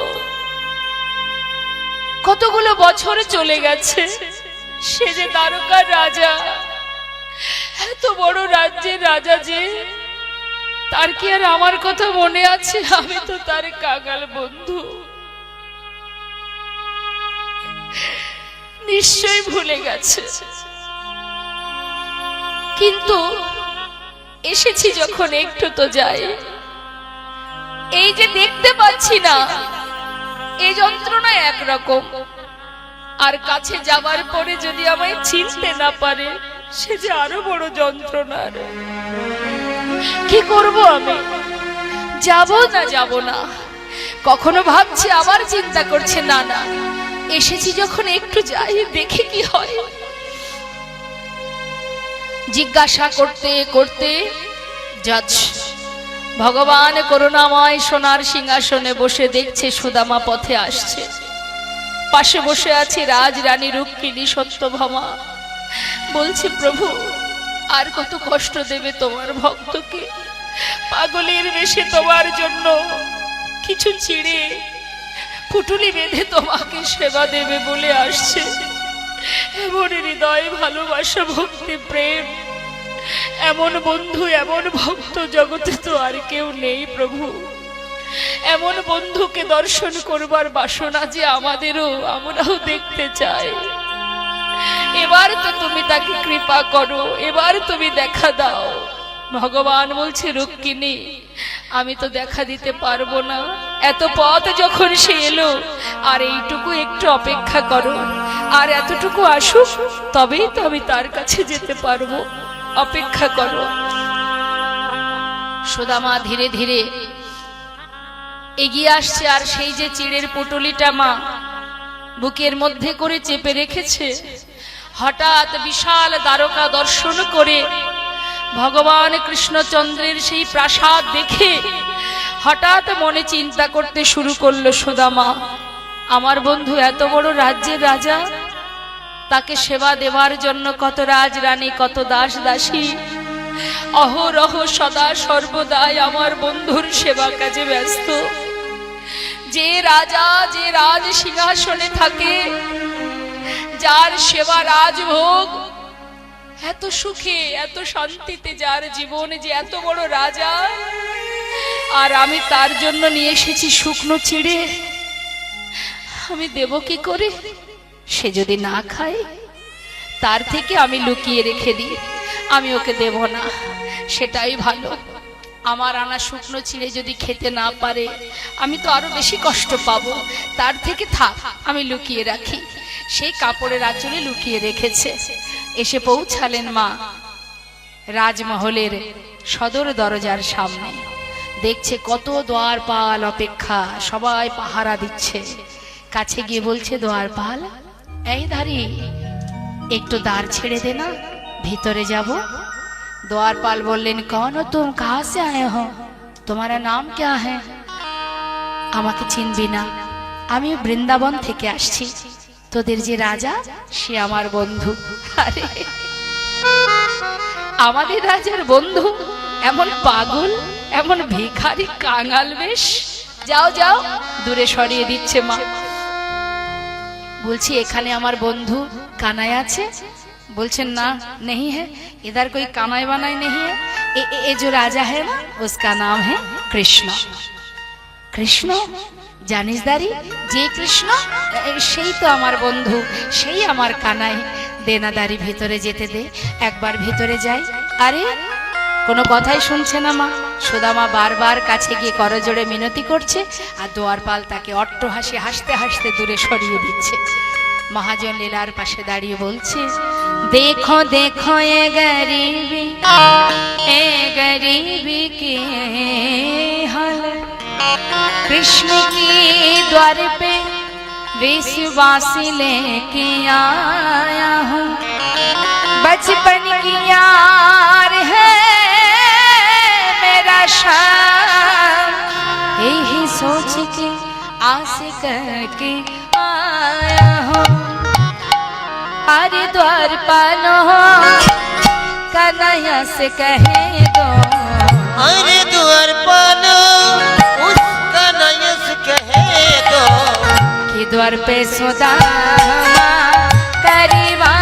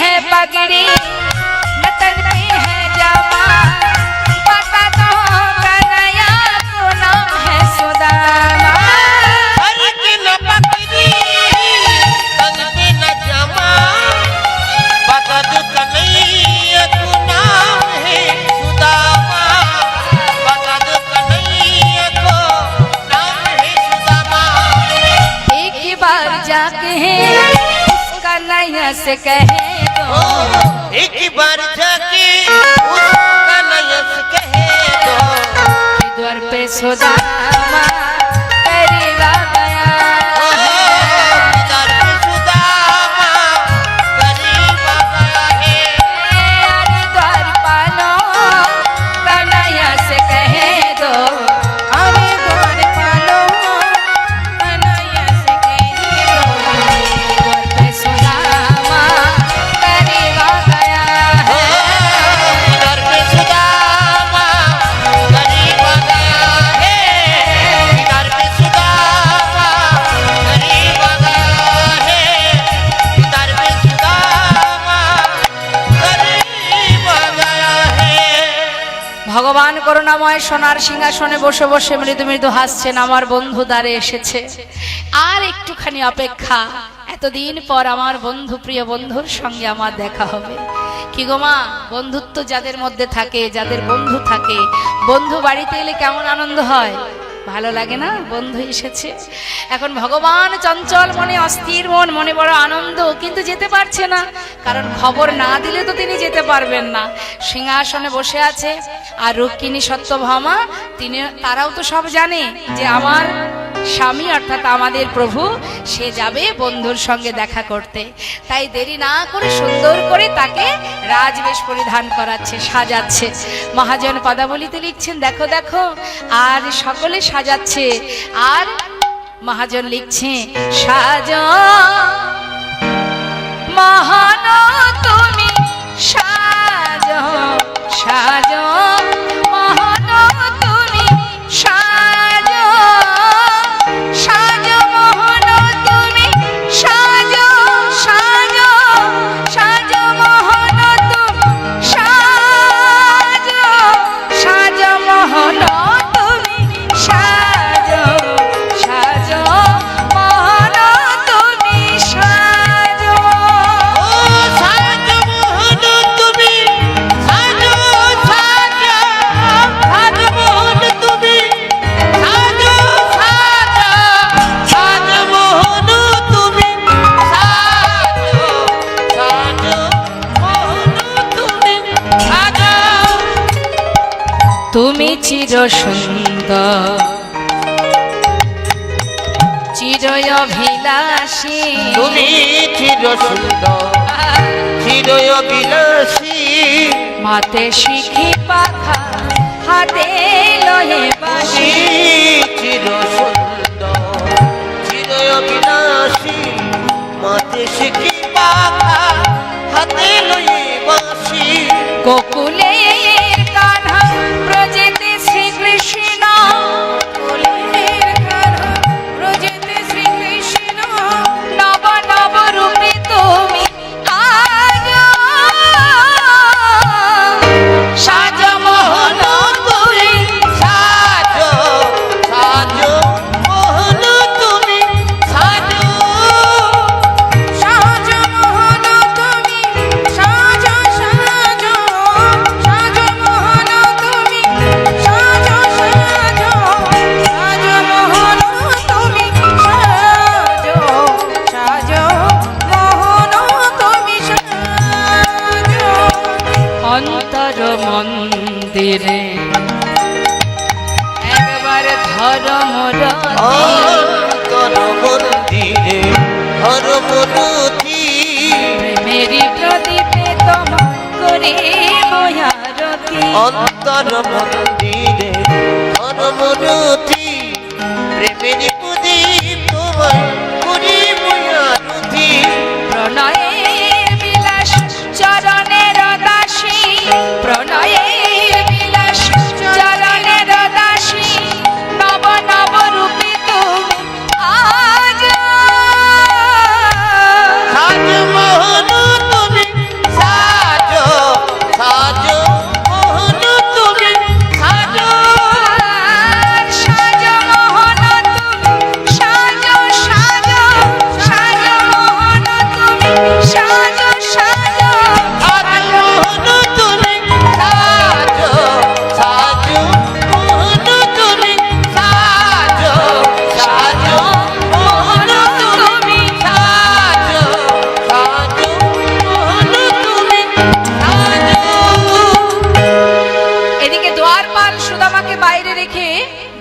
একজন দাঁড়িয়ে ভিতরে গিয়ে বললেন, মহারাজ আপনার দ্বারে এক কাঙাল ভিখারি এসেছে।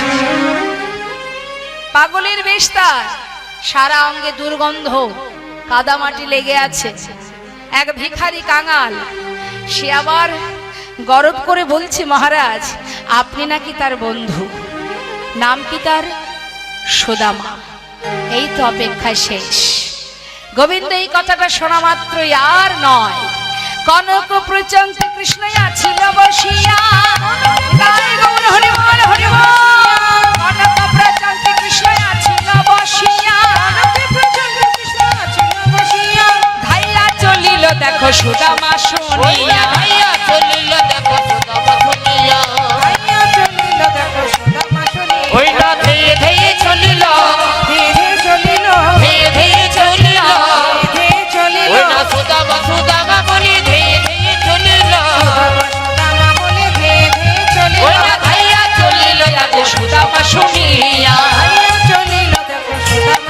সুদামা সখা সখা সখা।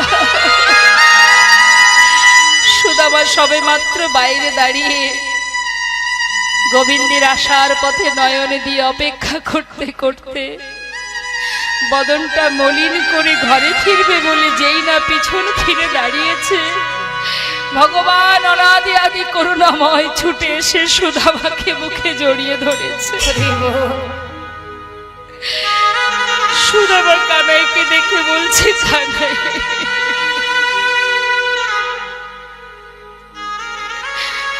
বুকের মধ্যে জড়িয়ে ধরে গোবিন্দ কাঁদছে, ভক্ত ভগবান দুজনে কাঁদছে।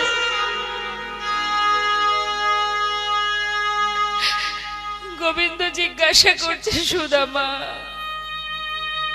কেমন আছিস তুই? সুদামা বলছে, কানাই আমি ভালো আছি। এতদিন ভালো ছিলাম না, তোকে দেখার পর আমার আর কোনো দুঃখ কষ্ট নেই। আমায় ছেড়ে দে, ধরে রাখিস না। তুই না রাজা, হ্যাঁ তুই হলি রাজা, আমি কাঙাল ভিখারি। দেখছিস সারা গায়ে কত নোংরা কাদামাটি লেগে আছে, তোর গায়ে লেগে যাবে, ছেড়ে দে আমায়। ভগবান বলছে, সুদামা ছি ছি ছি, এমন কথা বলিস না। বন্ধুর মধ্যে কি এমন তফাৎ থাকে? আরে তুই তো আমার বন্ধু, তোর দুঃখ কষ্ট, তোর বেদনা সব যদি আমি ভাগ করে নিতে পারি, তাহলে আমি কেমন তোর বন্ধু? না হয় একটু কাদামাটি লেগে আছে, সেটা তো জলে ধুলেই পরিষ্কার হয়ে যায়। তাই বলে এতদিন পর বন্ধুকে কাছে পেয়ে একবার বুকে জড়িয়ে ধরবো না? এটা কেমন কথা? সমস্ত দ্বারকাবাসী দেখে অবাক হয়ে গিয়ে তাকিয়ে আছে। আমাদের রাজা কত বড় দয়াল যে কিনা এক কাঙাল বন্ধুর কথা মনে রেখেছে। সবাই এক দৃষ্টিতে চেয়ে আছে। সুদামা বলছে, কানাই রে তুই আমায় ভুলে যাসনি। আমি তো ভেবেছিলাম বোধহয় আর আমার কথা তোর মনে নেই। কানাই বলছে, সুদামায় কেমন কথা? বন্ধুত্ব কখনো ভোলা যায়? আয় চল ভিতরে চল। না না আমি যাব না, দেখছিস না সারা গায়ে কত নোংরা লেগে আছে, আমি যাব না। আমাকে বিদায় দে, আমি এবার চলে যাই। যাবি মানে? চলে যাবি কেন? এই যে তোকে দেখলাম, আমার তো দেখা হয়ে গেছে, এবার বিদায় দে, আমি ফিরে যাই। আরে এটা কেমন কথা? এতগুলো বছর পর এসেছিস, এক্ষুনি চলে যাবি মানে? চল ভিতরে চল। না না আমি যাব না কানাই, কত রাজরানী আছে, আমি তাদের কাছে দাঁড়াতে পারবো না। এই কেমন কথা? ওই দেখ সবাই দাঁড়িয়ে আছে বরণ ডালা হাতে নিয়ে, তোকে বরণ করবে বলে। চল কানাই, শিগগিরই চল। কানাই সুদামাকে ধরে নিয়ে একটু একটু করে ভিতরে গেলেন। সঙ্গে সঙ্গে রুক্মিণী, সত্যভামা, যত রাজরানী আছে মা সবাই পরম বৈষ্ণব, পরম ভক্ত, এমন নিগাড় ভক্ত, যে ভক্তকে কাছে পেয়ে, এমন বিপ্রকে কাছে পেয়ে সবাই বরণ করছে। বরণ করে ভগবান কৃষ্ণ তাকে ভিতরে নিয়ে গিয়ে নিজের যে সোনার সিংহাসন, সেই রাজ সিংহাসনে তার প্রিয় বন্ধু সুদামাকে বসালেন। তাই গৌর হরি বল। জীবনে কখনো যার কপালে একটা চেয়ার জোটেনি, আজ সে বসে আছে ভগবানের সোনার সিংহাসনে। তাহলে জগতে কে ধনী মা? যে গাছতলাতে থেকে আজ গোবিন্দর সোনার সিংহাসনে বসেছে সে ধনী, নাকি এই পৃথিবীতে মহাসুখে থাকতে থাকতে যেদিন ঘর ছেড়ে আমাকে পথের ভিখারি হয়ে, পথের কাঙাল হয়ে যেতে হবে, যেদিন পরিবার আমাকে ঘর থেকে পথে নামিয়ে দেবে, বৃদ্ধাশ্রমে ঠাঁই হবে, সেই কি আমার মহাসুখ? সেই কি শান্তি? সেই কি ধনী? হ্যাঁ, সন্তানের সুখের জন্য দিন রাত এক করে আমরা এত পরিশ্রম করছি। যখন কোনো মা, সবার কথা বলবো না, কোনো মা যখন বৃদ্ধাশ্রমে চোখের জলে বুক ভাসিয়ে কাঁদে, একবার ভাবুন তো মা, সেও তো মা। একটি মাকে দেখবার সন্তান কপালে জোটে না, যে যার 5টি সন্তান, সেই মা থাকে বৃদ্ধাশ্রমে, পথে বসে কাঁদে, বৃদ্ধাশ্রমে বসে কাঁদে। সব সুখ আছে, বৃদ্ধাশ্রমে সেবা পাচ্ছে, বস্ত্র পাচ্ছে, কিন্তু শান্তি পাচ্ছে না। সেই কি ধনী? যে জন সাধের 3তলা বাড়ি, সাধের 5তলা বাড়ি তৈরি করে এসি ঘরে জীবন কাটিয়ে শেষ জীবনে তার পরিবার তাকে একেবারে সোজা তুলসী তলায় নামিয়ে দেবে, শূন্য হাতে তার জীবন যাবে। কে ধনী? গাছতলাতে জীবন কাটিয়ে সোনার সিংহাসন পেল সুদামা, বসে আছে, তাও কি ভগবানের চরণ সান্নিধ্য পেল। যেই না বসেছে, রুক্মিণী সত্যভামাকে বললেন, যাও, দেরি করো না, জল নিয়ে এসো, আমার ঘরে বিপ্র এসেছে, পণ্ডিত এসেছে। ঘরে পণ্ডিত এলে, বিপ্র এলে কি করা হয় মা? চরণ ধৌত করতে হয় না? যাও যাও, শিগগিরই যাও, জল নিয়ে এসো, আজ আমি চরণ ধৌত করব। সুদামা বলছে, কানাই, তুই আমার পায়ে হাত দিস না, আমার কথা শোন। ভগবান উত্তর দিলেন, সুদামা, তোর ভক্তি, তোর ভালোবাসা, তোর বন্ধুত্ব দিয়ে তুই আমাকে জয় করেছিস। আজ যখন তুই আমার ঘরে এসেছিস, তুই তো বিপ্র, তুই তো পণ্ডিত, এবার আমার কাজটা আমাকে করতে দে, আমায় বাধা দিবি না। বসে আছে আর সোনার থালা চরণ তলে পেতে দিলেন কাঙাল বন্ধু সুদামার চরণ তলে। সোনার থালাতে সুদামা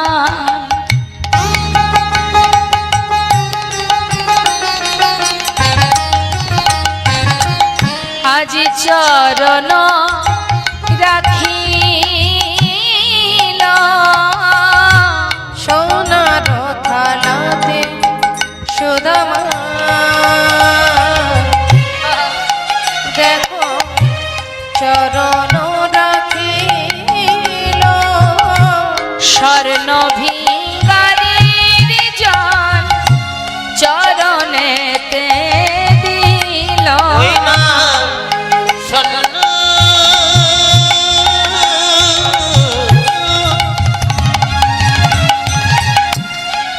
ইংরেজির জল সুদামায়ের চরণে দিল।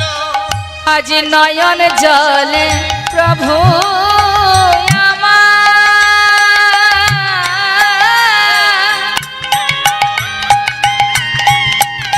দেখো চরণ ধোয়ালো, দেখো নয়ন জলে প্রভু আমার,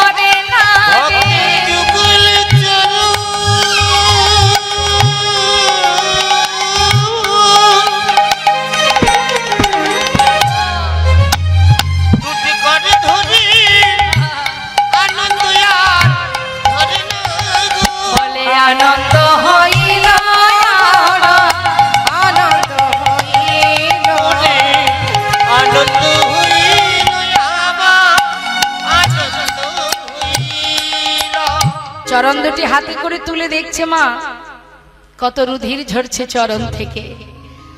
দুটি হাতে তুলে নিয়ে চরণ দুটো দর্শন করছে আর প্রভুর চোখের জল চরণে পড়ছে। সুদামা নয়নের জলে বুক ভাসিয়ে কাঁদছে, ভগবানও কাঁদছে ভক্তের চরণ জড়িয়ে ধরে। এ কি দেখছি আমি, এত রুধির ঝরছে চরণ থেকে। সুদামা তুই কি একটি বারের জন্য নিজের কথা ভাবতে পারিস নি? জীবনের সবটুকু দিয়ে শুধু আমায় সে ভালোবেসেছিস। এত রুধির ঝরছে চরণ তলে, সেদিকে কোনো লক্ষ্য নেই তোর। চোখের জলে চরণ ধোয়াচ্ছে,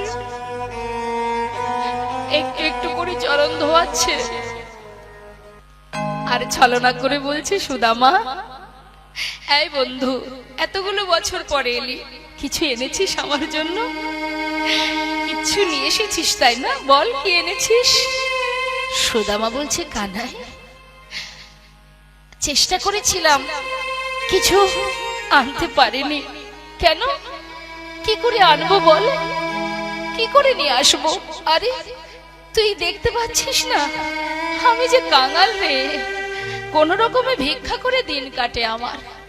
অনেক চেষ্টা করেছি কিন্তু কিছু নিয়ে আসতে পারিনি আমি।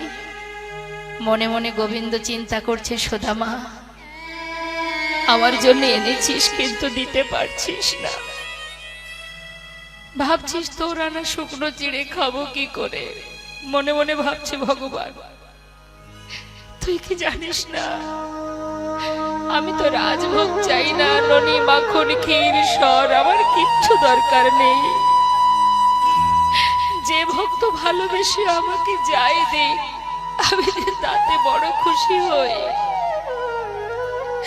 তুই আমার রাজপ্রাসাদ দেখে, আমাকে রাজা দেখে আজ আমার জন্য শুকনো চিড়ে এনে সেটাকে লুকিয়ে রেখেছিস বন্ধু। ওরে বিদুরের ঘরের শাক অন্ন যদি আমি খেতে পারি, সবরীর এঠো কুল যদি আমি সেবা করতে পারি, তোরা না শুকনো চিড়ে আমি খাবো না? বেশ, মনে মনে ভাবছে, এসেছিস যখন আমার যেটুকু পাওনা, যেটা আমার জন্য এনেছিস আমি ঠিক খেয়ে নেব।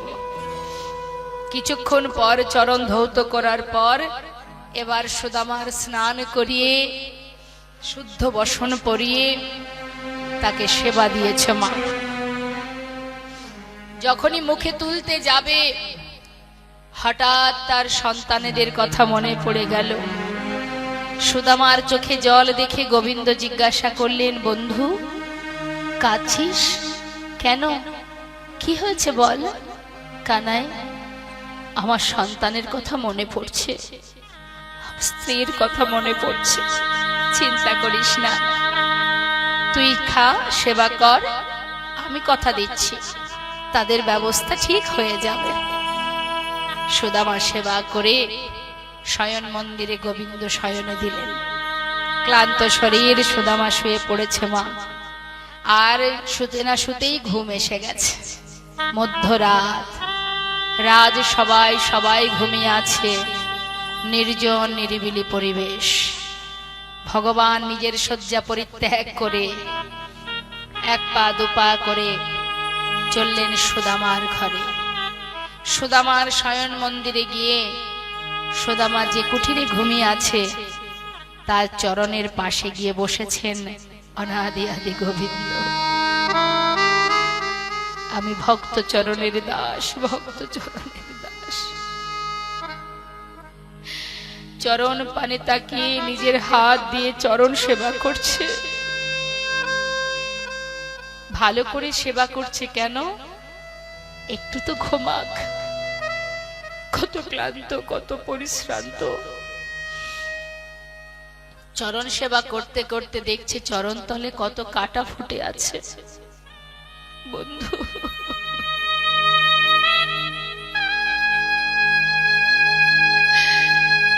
তোর কেমন ভালোবাসা, কত ভালোবাসিস আমাকে তুই। চরণ তলে কত কাটা ফুটে আছে, তোর কি একবারও চোখে পড়েনি? একবারও বুঝতে পারিসনি সুধামা?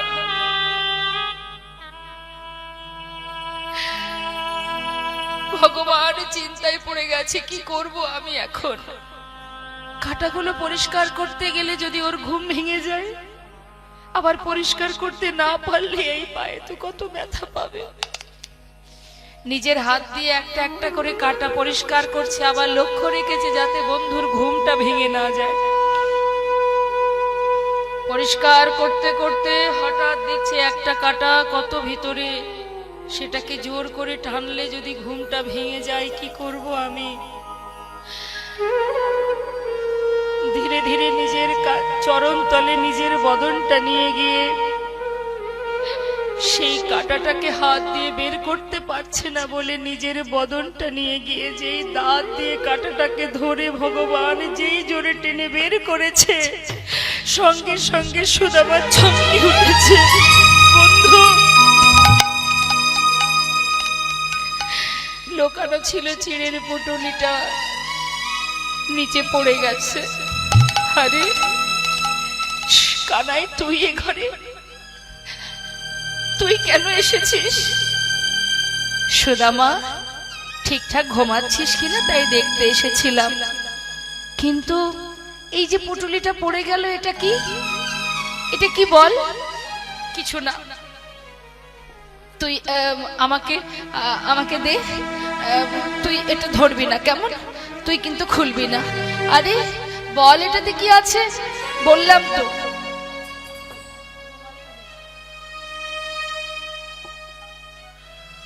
কিরে বল, এটার মধ্যে কি আছে?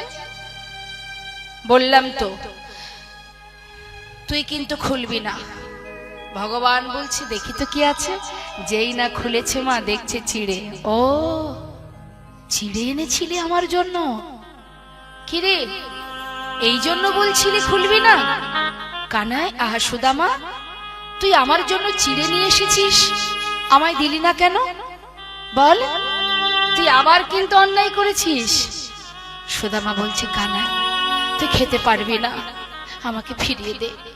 খেতে পারবি না শুকনো চিড়ে, তোর কষ্ট হবে, দে বলছি, দে, আমায় ফিরিয়ে দে। গোবিন্দ বলছে, আরে দূর, সারাদিন ক্ষীর ননি মাখন খেতে খেতে আমার মুখে আর কোনো স্বাদই নেই, রুচিটাই নষ্ট হয়ে গেছে। এই যে তুই আমার জন্য চিড়ে এনেছিস, আজ একটু চিড়ে সেবা করে আমার মুখের স্বাদটা পাল্টাবো। এই তো, এই না হলে আমার বন্ধু? বন্ধুত্বের পরিচয় তো এটাই, বন্ধু হয়ে বন্ধুর মনের কথা বুঝতে পারে। দাঁড়া দাঁড়া, যেই না মুখে দিতে যাবে দেখছে মা চিড়েগুলো ভেজানো। আচ্ছা, বাবা, বুদ্ধি করে চিড়েগুলো ভিজিয়ে এনেছিস।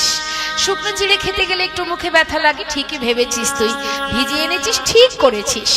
সুদামা বলছে, কানাই, বিশ্বাস কর, আমি তো চিড়ে ভিজিয়ে আনিনি। সে কি কথা? ভিজলো কি করে তাহলে? ওরে কানাই রে, পথে আসবার সময় তোর কথা ভাবিতে ভাবিতে আমার মনে হয় কি জানিস, আমার চোখের জলে চিড়ে ভিজে গিয়েছে। আমার চোখের জলে চিড়ে ভিজে গিয়েছে। আমি কেমনে করে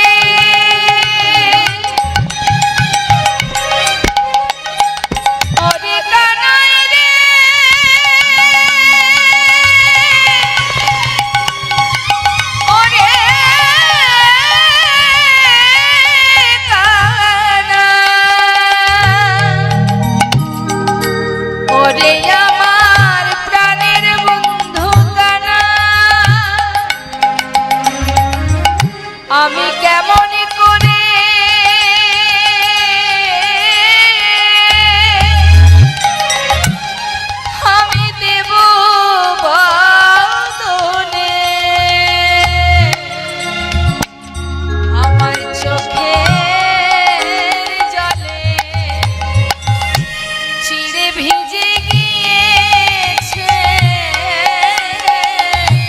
আমি কেমন করে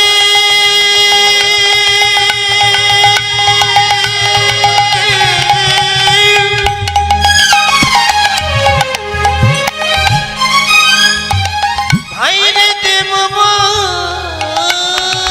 মনে আমার চোখের জলে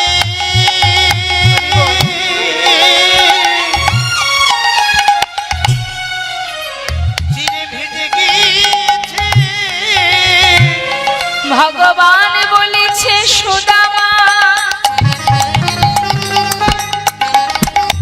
এই জগতে সবাই আমায় ক্ষীর ননি মাখন দেয়,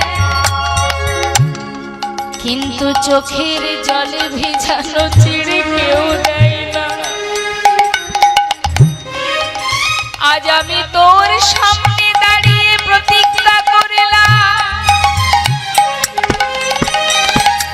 যে চিড়ে আমায় সেবা দিতে তুই দ্বিধা করলি,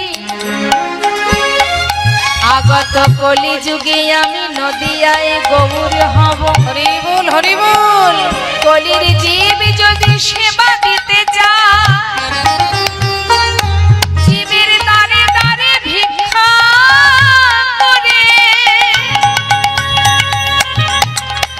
যদি মাটির পাত্রে করে চিড়ে ভোগ দেয়, তবে আমি গৌর হয়ে সেবা করব। এই আমি তোর সামনে দাঁড়িয়ে প্রতিজ্ঞাবদ্ধ হলাম। কলিযুগে প্রভুর সেবা হয় কি মা? মালসা ভোগ। কি দিতে হয় তাতে? চিড়ে, তাই না? ওই সুদামাকে কথা দিয়েছিল, কলিযুগে এটাই হবে আমার সেবা ভোগ, মালসা ভোগ। তাই নিতাই গৌরী সেবাতে দেখবেন চিড়ে ভোগ দিতে হয়। তাও শুধু তাই নয় বাবা, চিড়ে ভোগ দেবেন আপনি, তাও নিজের ঘর থেকে দিলে হবে না, দাঁড়ে দাঁড়ে ভিক্ষা করতে হয়। যজ্ঞ করতে গেলে জীবের দ্বারে দ্বারে ভিক্ষা করে তবেই মাটির পাত্রে সেবা দিতে হয়। তাহলে যিনি বিশ্বব্রহ্মাণ্ডের মালিক, তিনি কাঙাল বন্ধুর মনোবাঞ্ছা পূর্ণ করলেন, যে যে চিড়ে দিতে পারছিস না সেই চিড়েই হবে কলিযুগে আমার সেবার বস্তু, হ্যাঁ, তাও মাটির পাত্রে। আর আমরা বাবা কত কি সেবা করি, চব্যচস্য, কিন্তু আমাদের খাওয়ার জন্য সুন্দর পাত্র চাই, ডাইনিং টেবিল চাই, ঝাড়বাতির প্রয়োজন হয়, এত কিছু সুন্দর সুন্দর সুব্যবস্থা, তাতেও যেন শান্তি আমাদের হয় না, তৃপ্তি হয় না। আর ভগবান তিনি তো বলতে পারতেন, আমি বিশ্বব্রহ্মাণ্ডের মালিক, আমার জন্য সোনার থালায় সেবা দিতে হবে।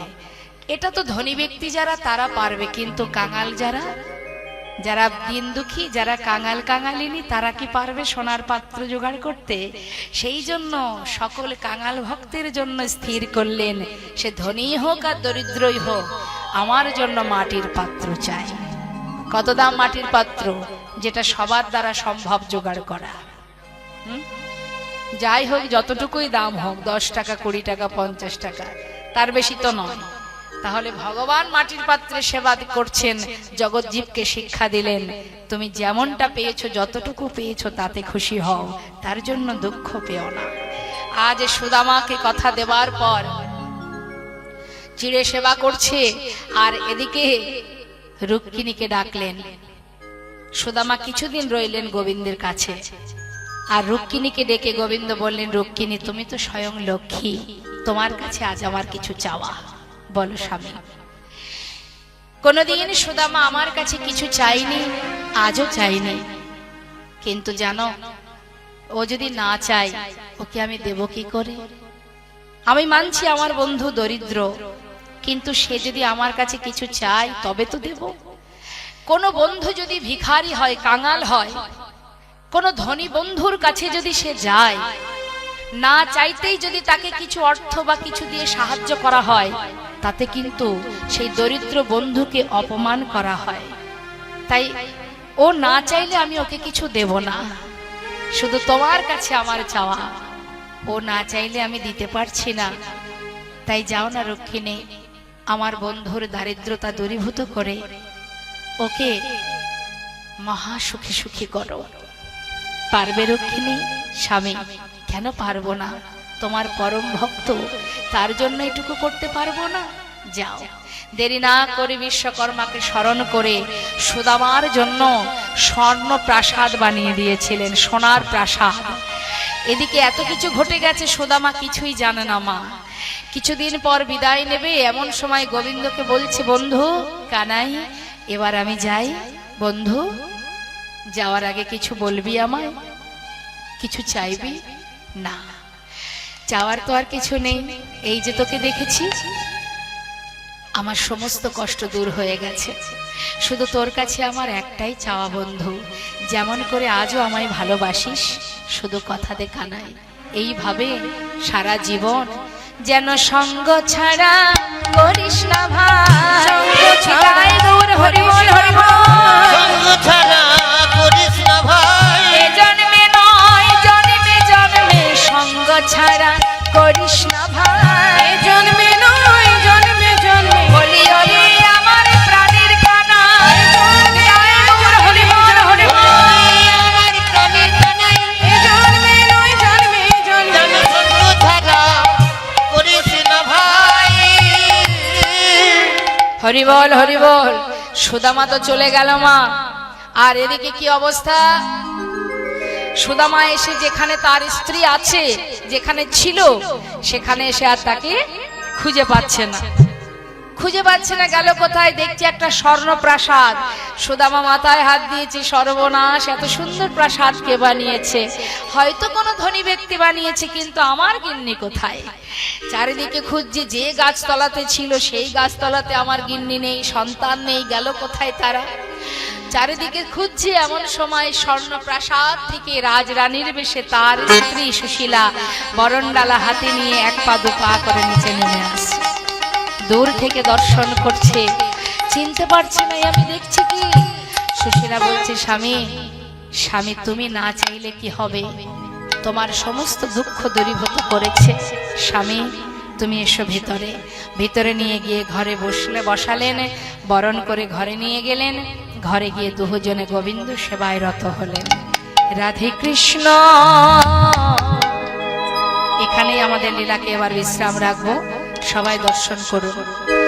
রাধে কৃষ্ণ গোবিন্দ গোপাল রাধা রমণ হরি হরি হরি বল।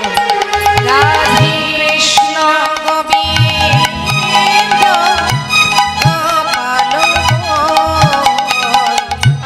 রাধা রমণ হরি হরি হরি রাধে কৃষ্ণ গোবিন্দ গোপাল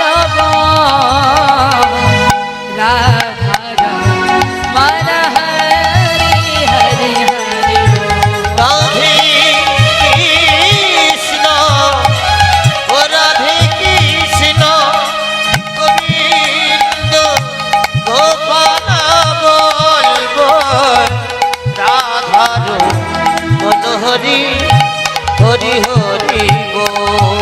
আর গিরিধারিব কবর ধন ধরিব, আর গিরিধারি বল গোবর ধন ধরিব আর রাধার মন হরি কৃষ্ণ কৃষ্ণ আর রাধা রমণ হরি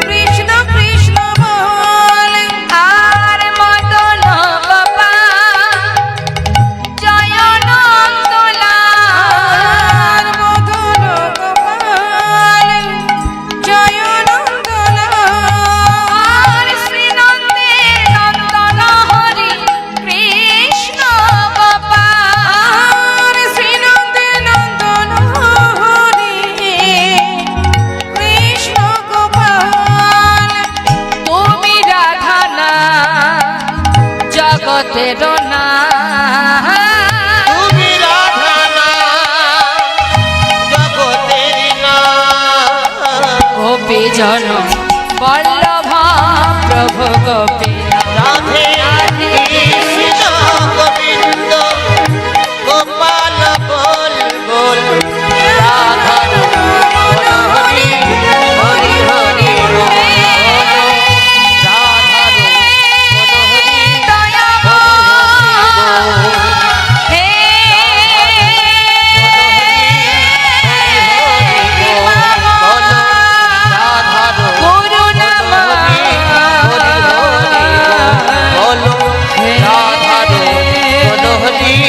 হরি হরি বল বলো রাধার মনোহরি হরি হরি বল বলো রাধার মনোহরি হরি হরি হরি হরি বল ভক্ত আর ভগবানের মিলন হইল ভগবানের মিলন হইল ভক্ত আর ভগবানের মিলন হইল ভগবানের মিলন হইল প্রেমানন্দে বদন হরে হরি হরি বল আনন্দে বদন হরে হরি হরি বল জয় সচিনন্দন জয় গৌর হরি জয় সচিনন্দন জয় গৌর হরি বিষ্ণুপ্রিয়ার প্রাণ বধুয়া নদিয়া বিহার বিষ্ণু প্রিয়ার প্রাণ গোরা নদিয়া বিহারী জয় রাধে সঞ্জনিতা জয় গৌর সবাই মিলে একবার আমরা নিতাই গৌরে জয়ধ্বনি করব সবাই হাত তুলুন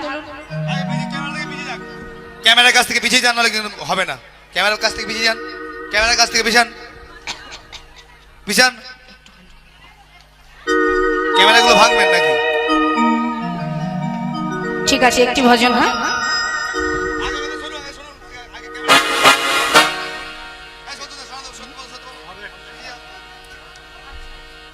গান তখনই হবে যখন আসরের কাছ থেকে সরে যাবে সবাই, হ্যালো মঞ্চের কাছ থেকে সরে যাক তারপর। এতক্ষণ কীর্তন লীলা পরিবেশন করলেন পশ্চিমবঙ্গের স্বনামধন্যা কীর্তনিয়া শম্পা গোস্বামী মহাশয়াকে রামকৃষ্ণ ব্রহ্মচারী মেমোরিয়াল সোসাইটির নামাঙ্কিত মেডেল পরিয়ে সম্মাননা জ্ঞাপন করছেন রামকৃষ্ণ ব্রহ্মচারী মেমোরিয়াল সোসাইটির প্রেসিডেন্ট স্বামী দেবানন্দ গিরি। জোরে হাততালি হোক। জয় রাধে কৃষ্ণ, জয় রাধে কৃষ্ণ, জয় রাধে কৃষ্ণ।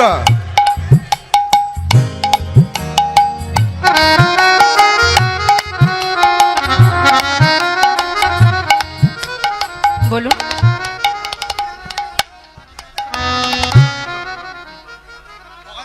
জয় রাধে রাধে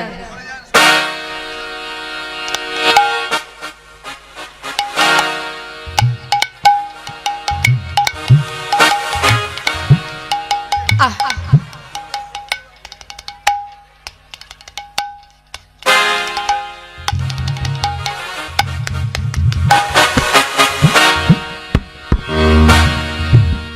জয় রাধে রাধে শ্যাম আমরা একটি ভজন শুনবো হ্যাঁ সবাই মিলে একসঙ্গে আনন্দ করবেন আপনারা শুনুন জয় রাধে চলো চলো চলে যা চলো চলে যা বৃন্দাবনে চলো রে সোনা চলো চলো চলে যা চলো চলে যা বৃন্দাবনে চলো রে সবাই চলো চলো চলে যাই বৃন্দাবনে চলো রে সবাই শ্রীমতীর সাথে লয়ে আহা শ্রীমতীর সাথে লয়ে বলে ফেলেছে কানা চলো চলে যাই বৃন্দাবনে চলো রে সবাই একবার চলো চলে যাই বৃন্দাবনে চলো রে সবাই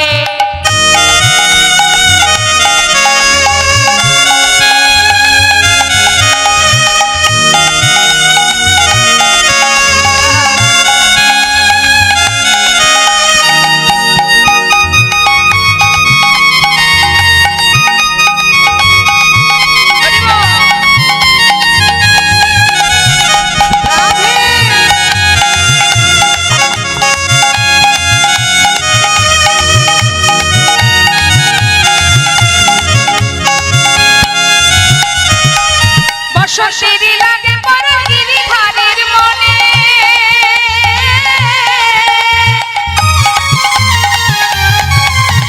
হাতের রানী খেলে হরি রাধা রানীর সনে বসন্তেরই লাগে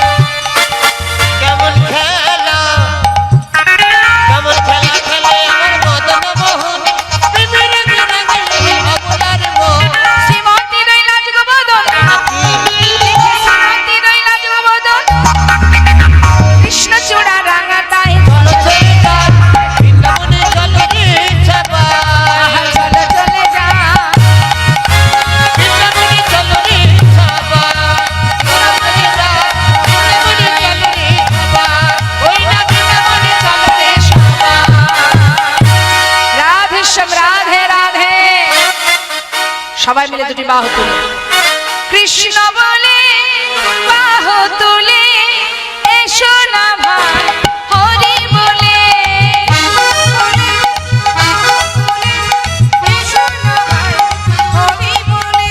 কৃষ্ণ বলে বাহু তুলে এসো না ভাই হরি বলে কৃষ্ণ বলে বাহু তুলে এসো না ভাই হরি বলে এ নামে নাই কোনো ভয় এ নামে আছে শুধু জয় এই নামে নেই কোনো ভয় এই নামে আছে শুধু জয় একবার বদন ভরে এই নামে গা বদন ভরে এই নামে গা বদন ভরে এই নামে গা বদন ভরে এই নামে গা বলো না কৃষ্ণ কৃষ্ণ না কৃষ্ণ বলে বাহু তুলে এসো না ভাই হরি বলে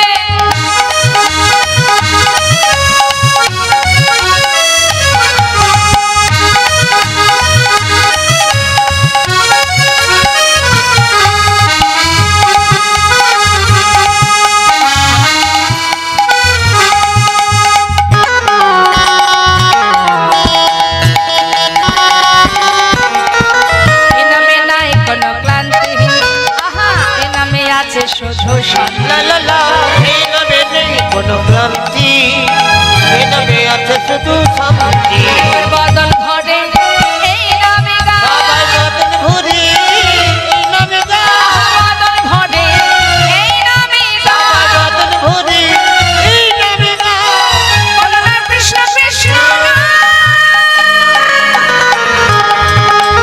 কৃষ্ণ বলে বাহু তুলে এসো না ভাই হরি বলে এসো রে ভাই হরি বলে সবাই যখন হাত প্রত্যেক দিনে আহা চল চল আহা চল চল চল মধুর বৃন্দাবনে চল মনে মনে মনে মনে কৃষ্ণ কথা চল চল বৃন্দাবনে চল মনে